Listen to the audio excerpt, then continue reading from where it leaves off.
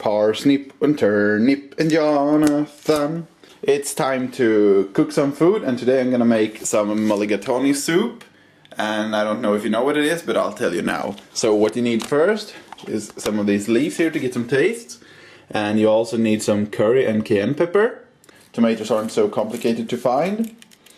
And we also need onions. You can probably take another onion too, but I recommend yellow ones. Then we have the parsnip. And these lentils here. And the turnip. We also need carrots, but you should probably find carrots that are better than these, because I think the bag I found them in went out like 1 month ago. But hopefully I won't get sick, but if I get sick then I can be free from the work and I can't make any more videos, so it's pointless anyway. But we also need something like this.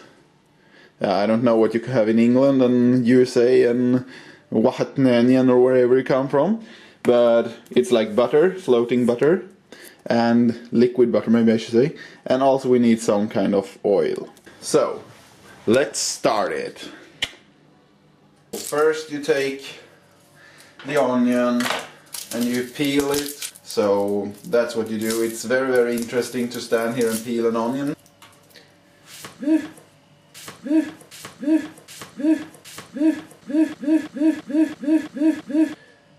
Yeah. This one is not fresh, so I'll have to throw it away. But anyway, when you find someone that is fresh, then you put it in this pot like I did in the Swedish version. And this one was not rotten.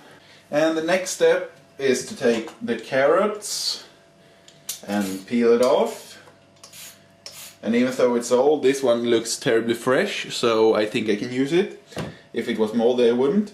And then we have this parsnip here. And of course we do the same thing if you don't want to eat this stuff that's on the crust, but it's up to you.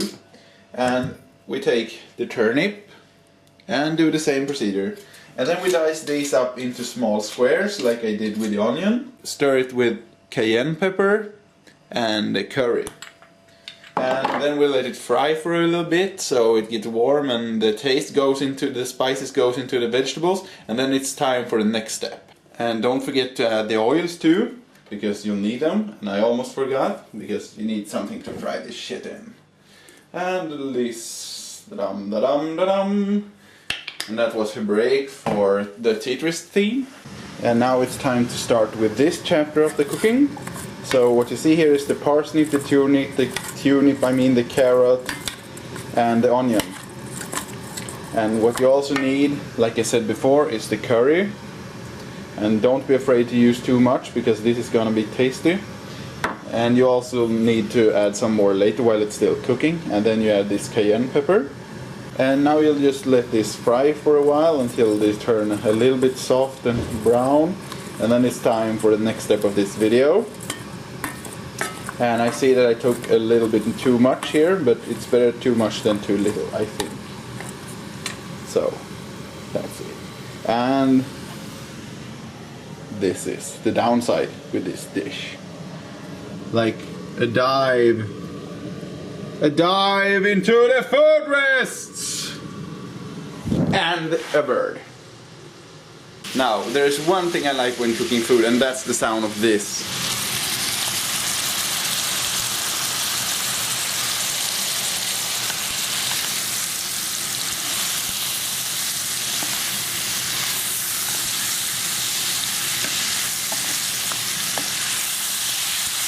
I just love that sound.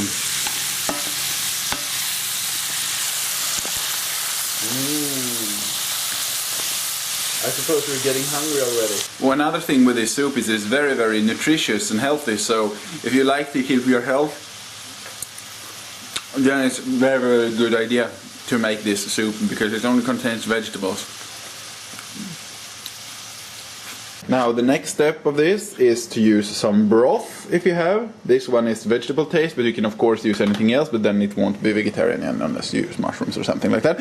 And what you also need, of course, is some water. And according to the recipe here, you'll need about 1.5 liters of water. But of course you can customize that as to much or little as you want. We should leave it cooking for about 10 minutes or something, the tomatoes. And you should chop them off and put them in there in about 10 minutes. And for right now, as you can see here, when I made a Swedish video, I had a little problem because, yeah, you see, this is like a challenge of its own. And num num.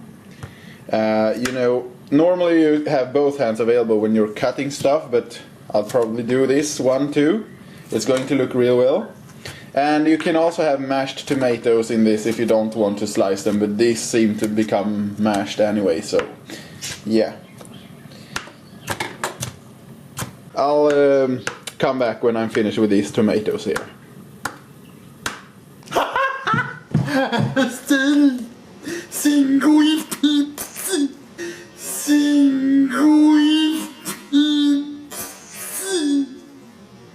And now it's time for the final steps of this soup.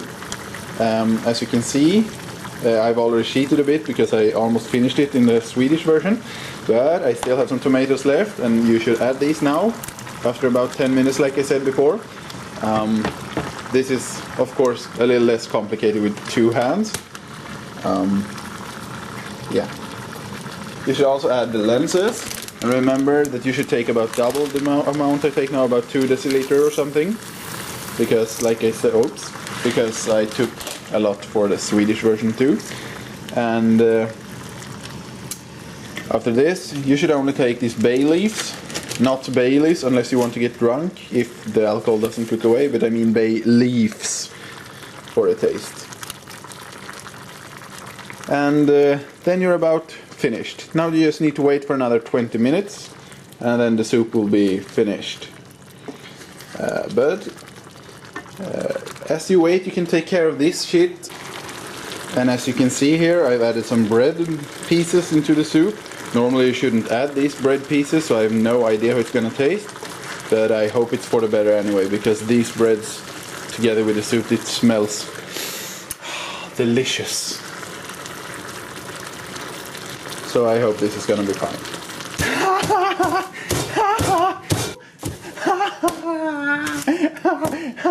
And after a lot of hard work, this stew is finally ready.